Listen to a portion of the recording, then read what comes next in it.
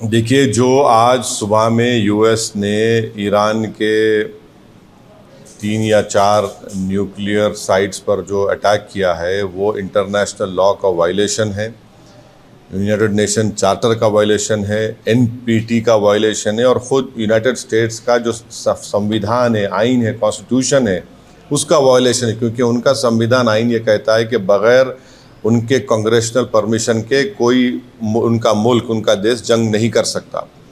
पांचवी बात यह है कि ये हमला करके यूनाइटेड स्टेट्स ने गज़ा में जो फ़लस्तीनियों का एथनिक क्लेंसिंग हो रहा है, जेनोसाइड हो रहा है, उसको कवर अप कर रहे हैं।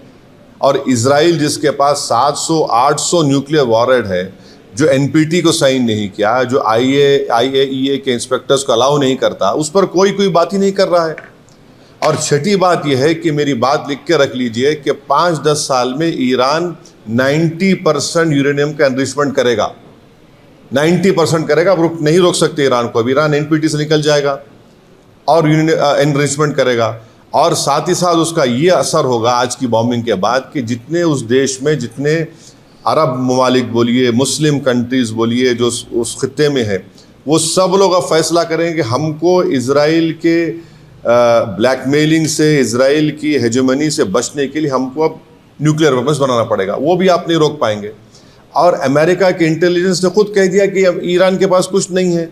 तुलसी गबार्ड का स्टेटमेंट है। और सबसे अगर ये खित्ता, ये एरिया अगर इसमें जंग शुरू हो जाएगी तो एक बात आपको समझने की ज़रूरत है कि 60 लाख से ज़ायद भारत के नागरिक वहाँ रहते हैं। हमारे इंडियन कंपनीज़ का इन्वेस्टमेंट है वहाँ पर। वहाँ से हमारे नागरिक भारत को बहुत बड़ा फॉरेन एक्सचेंज भी जाते हैं। अनलाइक नॉर्थ अमेरिका के, वहाँ तो इनकम टैक्स भी नहीं लिया जाता उनसे।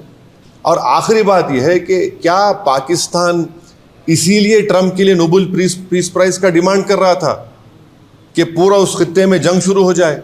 क्या इसीलिए उनके जनरल जाकर लंच खा के आए थे वहाँ पर कि पूरे इस इलाके में आग लग जाए, जंग शुरू हो जाए वहाँ पर?